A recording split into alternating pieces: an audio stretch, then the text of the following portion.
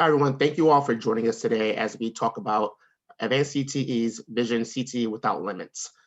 Without Limits, a shared vision for the future of career and technical education, puts forth a bold vision for a cohesive, flexible, and responsive career preparation ecosystem that will close equity gaps in educational outcomes and workforce readiness, and is designed to leverage CTE as a catalyst for ensuring each learner can reach success in the career of their choice. I'm Brian Robinson, Policy Associate with Advanced CTE, and I'm joined by a distinguished panel today to talk about equity as a foundational commitment to as a foundational commitment to Advanced CTE's vision. And so, with that, I'd like to introduce our panel, who's going to join us in this very fruitful discussion. So I'll start with Ms. Sylvia Ramos. Hello, everyone. My name is Sylvia Ramos. I serve as the Senior Director of Programs at the National Alliance for Partnerships and Equity, where we are committed to providing educators with tools to implement effective solutions for increasing student success, educational equity, and workforce diversity. And I'm very glad to be here today and joined by this excellent panel. Great. Thank you, Sylvia. Erica? Hi there, my name is Erica Cuevas. I'm an Associate Director at JFF, and I'm on our Federal and Advocacy Policy team. So thank you so much for inviting me to be a part of this conversation. For those who are not familiar with JFF, we're a national nonprofit organization that seeks to drive change across our nation's education and workforce development systems in order to ensure economic advancement for all. We work in almost every state across the country, and we've been around for over 35 years. So we share in Advanced CTE's bold vision for a career and technical education system that supports equitable career preparation and outcomes for all learners, particularly Black learners, Latinx learners, and students experiencing poverty. So really excited to be a part of this conversation and work with Advanced CTE and our partners to advance equity across this work. Great, thank you, Erica. And Heather. Hi, thanks so much for having me. I'm really excited to be here to support CTE Without Limits. I'm the director of CTE at the Center for Global Education at Asia Society. Our work is focused on ensuring that all students have the knowledge and skills to work in our interconnected global economy, which means being able to work with people from diverse backgrounds, whether that's here in the US, where we're growing increasingly diverse, or because they're working for an international company. It also means being prepared to work on the big global challenges that we face in all of our different career pathways, from GMOs in agriculture to sustainable materials and construction, or dealing with pandemics if you're in healthcare. So we call this teaching for global competence. And what we found is that teaching through this global lens is much more engaging for all students. We do a lot of work with schools in low income, urban, very diverse areas, and we have much higher graduation rates when we teach through this global lens. And so that's how we're working to address equity. And I think it aligns really well with the work that Advanced CTE is doing with CTE Without Limits. Great, thank you so much, Heather, Erica, and Sylvia. And I'm going to start with a question to each of you. So if you each take about 90 seconds to answer, that'd be great. So Advanced CTE's vision, Without Limits, prioritizes equity in CTE. Specifically, we envision that each learner feels welcomed in, is supported by, and has the means to succeed in the career preparation ecosystem. What does equity in CTE mean to you? Are we there yet? And if not, how do we get there? So I'll start with Sylvia again. So I think what CTE, equity in CTE means to me, and I think for most of us, is exactly what you've named in one of your principles, right? What is it that we need to do in order to create a system where all of our learners can have equitable outcomes? And in order to do that, what are the tools that all stakeholders need to be able to examine how we shape those systems towards equity as individuals, when we think about how we organize systems, when we think about how institutions were built and how that has led to a lot of the inequities that we're now trying to undo.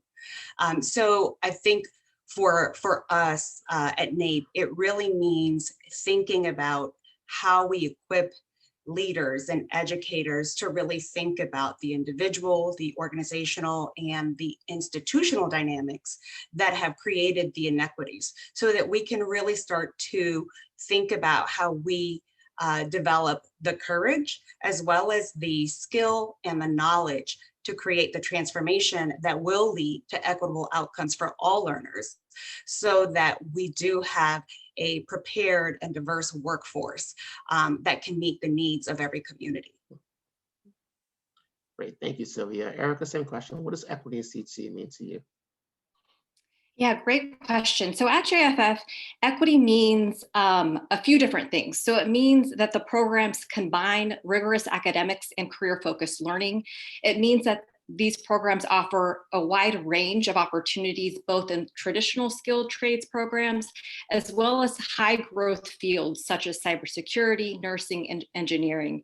It means that these programs are socioeconomically and racially diverse and accessible for all students with all different types of backgrounds, that they also prepare students for a wide range of post-secondary opportunities, including pathways to two-year institutions of higher ed and even four-year institutions of higher ed, that the workforce of these programs are diverse as well. So those are a few things that we think about when we think about equity within CTE. And unfortunately, we're not fully there yet across the board in this space. For example, on our end, we continue to hear concerns from our partners in the field about challenges in recruiting CTE instructors, particularly instructors who are racially diverse, and even female CTE instructors as well. And we also have been hearing about CTE programs not being created equally across the board in terms of quality and accessibility. So in terms of how do we get there, I think from our perspective, we think policymakers, CTE leaders, and practitioners need to ask some really critical questions when they're looking to assess their current programs or when they're looking to develop entirely new ones. And so some of those questions can include, what is the school's messaging around CTE to all students? Is it a message that promotes CTE as a pathway into college? And another key question is, what does the program provide students with the opportunity to get a head start in obtaining college credits, such as through dual enrollment offerings? We also think that a key question is, does the CTE student body, is it again socially and economically and racially diverse? Are the CTE instructors representative of the student body?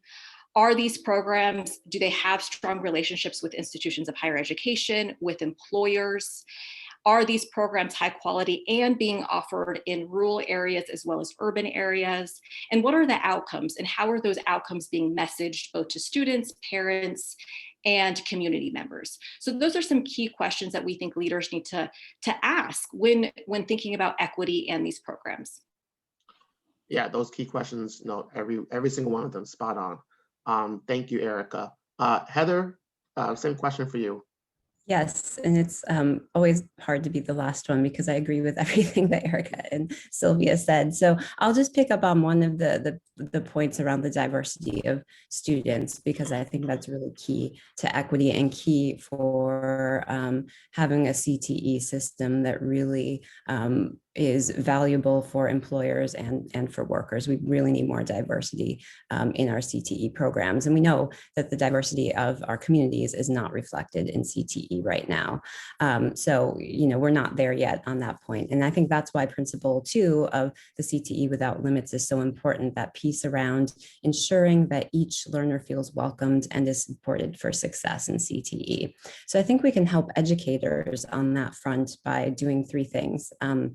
Helping them to engage all students in respectful, collaborative learning experiences that teach them to respect and value the perspectives of others.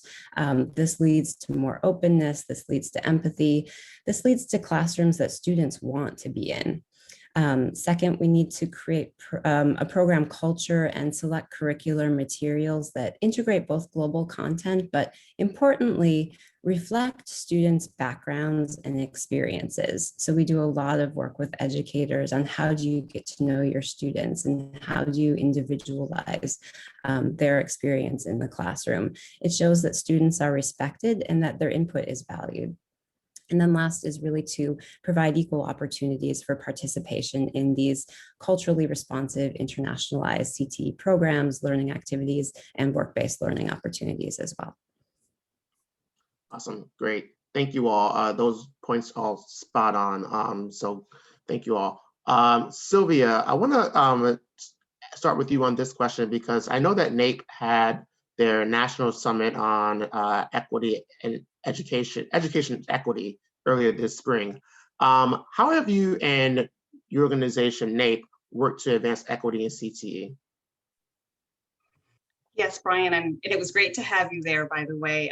We had a really successful summit, approximately 1,000 participants, educators, leaders, and stakeholders who are really invested in thinking about how they develop their equity toolbox, right? And how they can start to create the change, again, everything from the classroom to the spaces where we're creating policy.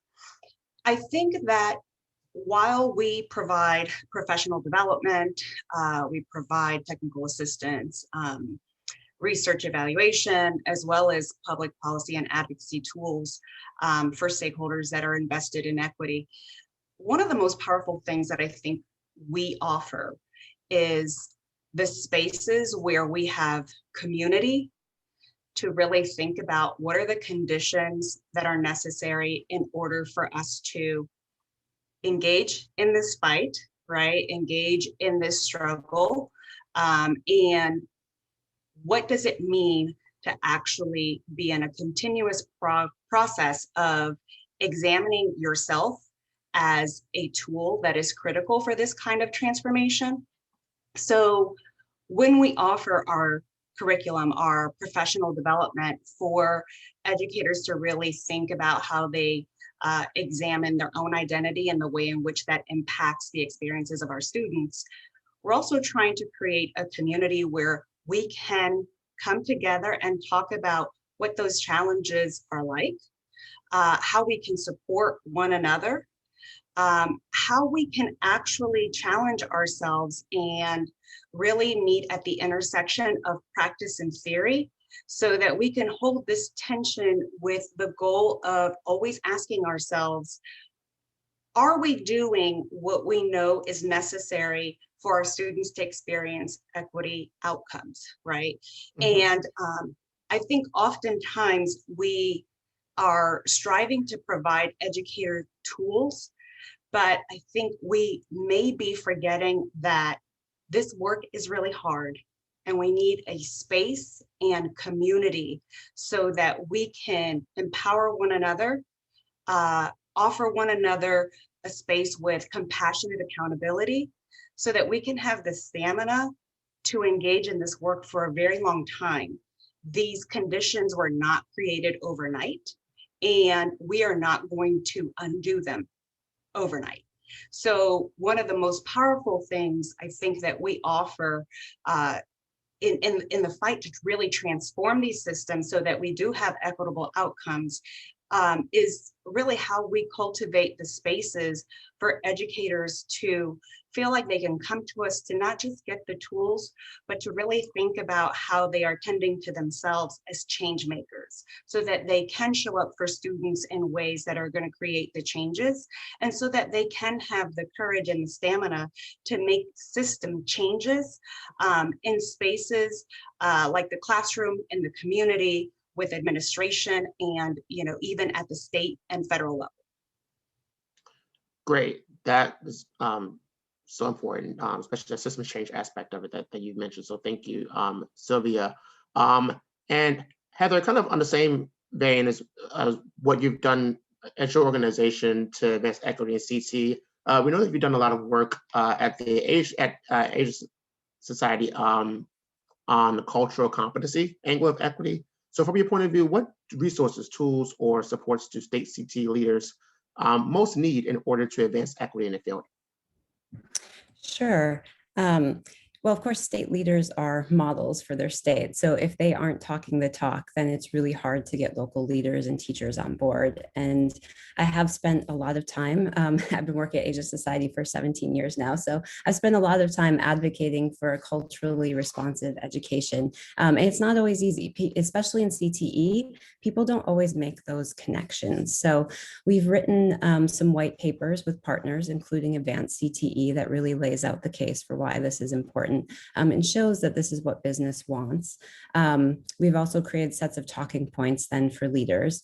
And one of the new tools that I'm really excited about that we just came out with is a global social justice education framework for CTE. So it's something that leaders can use to help ensure that CTE programs are designed to value all students and to prepare them for success in the interconnected world. And so once you have leaders on board, then of course you have to provide the tools for the educators to be able to integrate this into what they're teaching.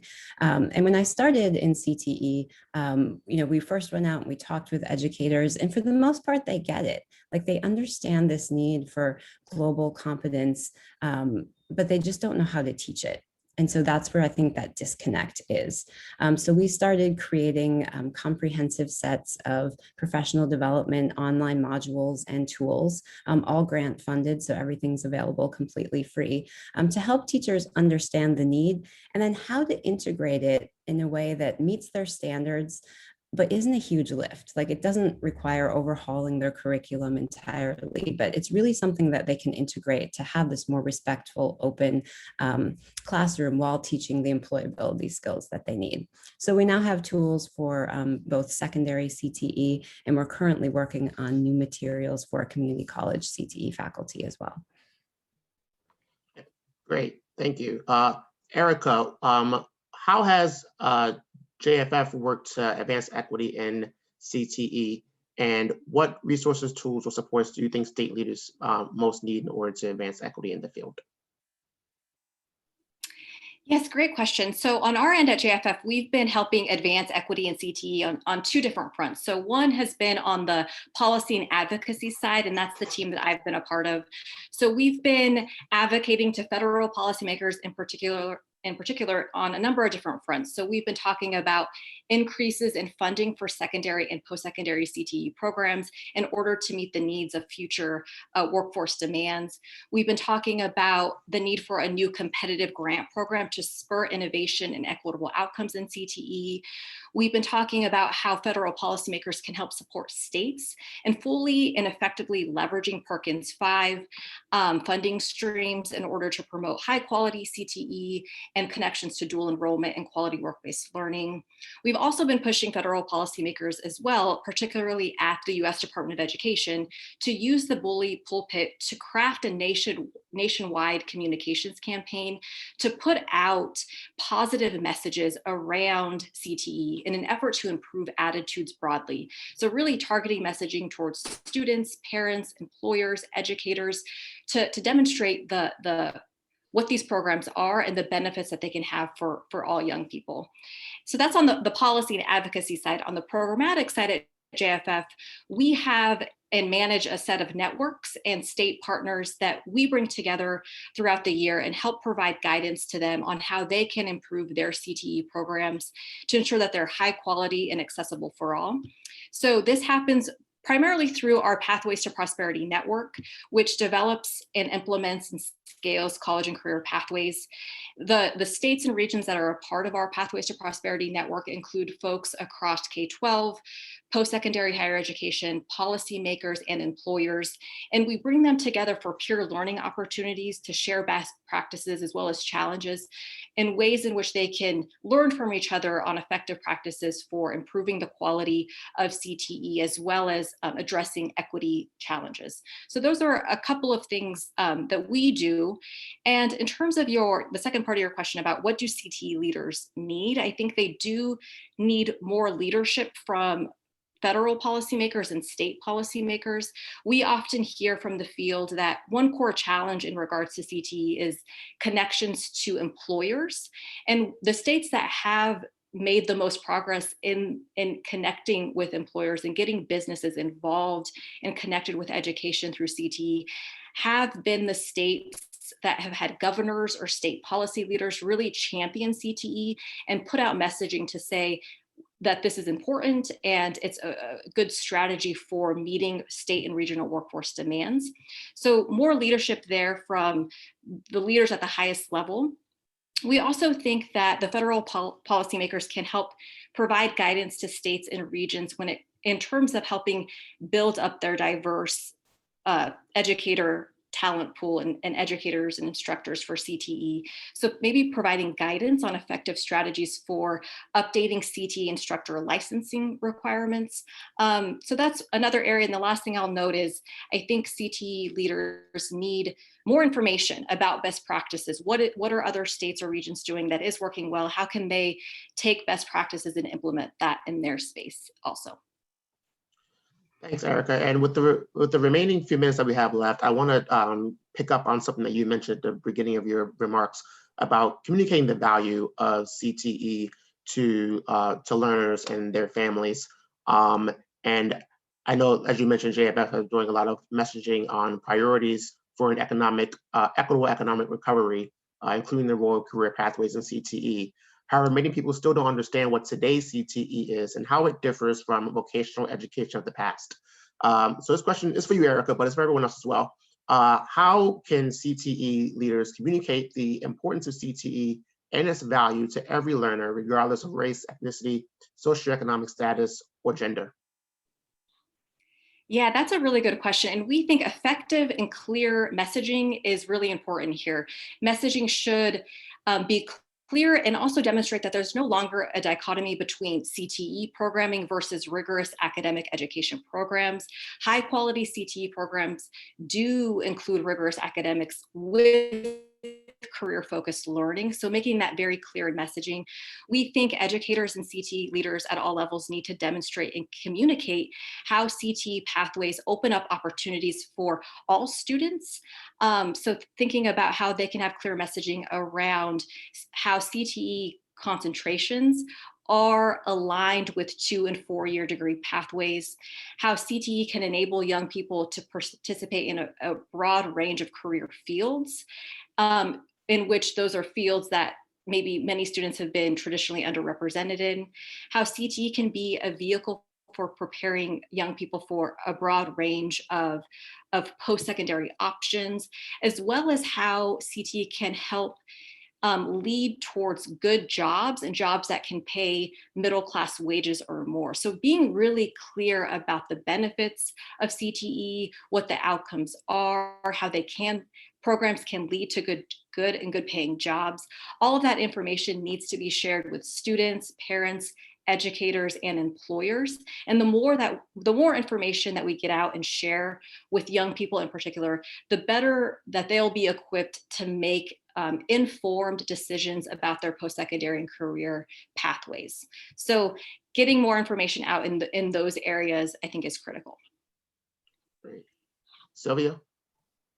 Well, I was going to say, I really appreciate what Erica has shared. And I actually think that this brings up a really important opportunity and something that we've worked on very intentionally at NAEP, and that is how do we incorporate student and family voice in co-creating what an equitable CTE system would look like, right? So really asking our students, what are their experiences? What are the messages that they are getting?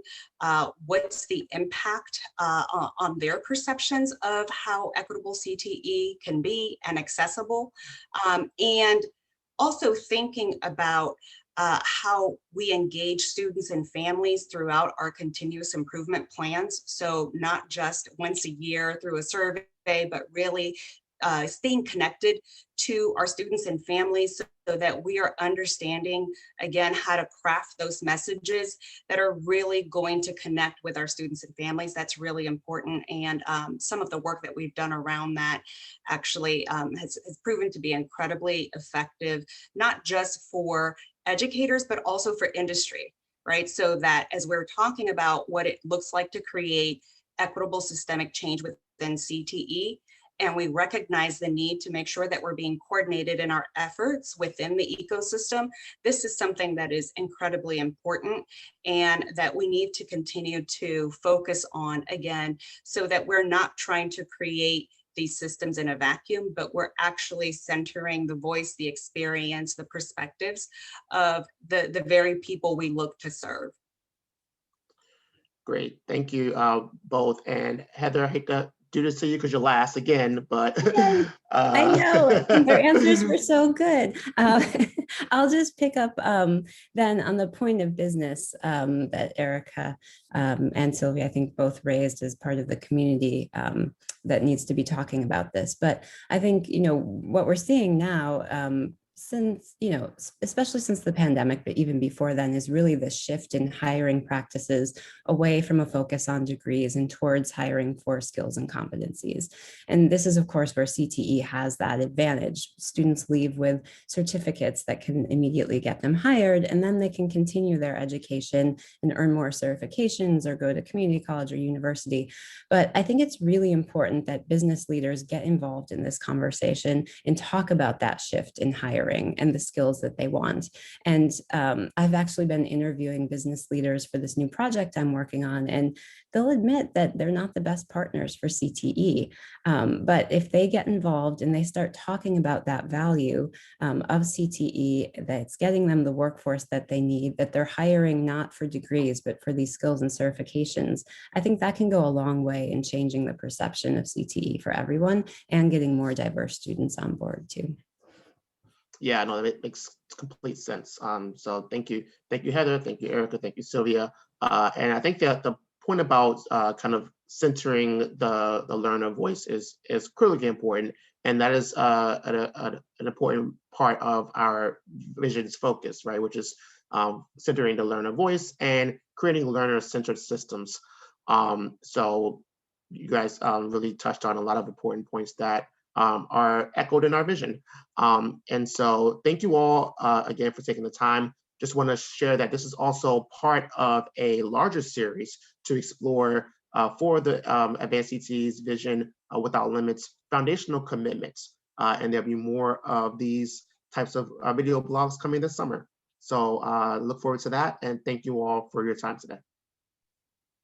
Thank you, it was a pleasure. Thank you so much.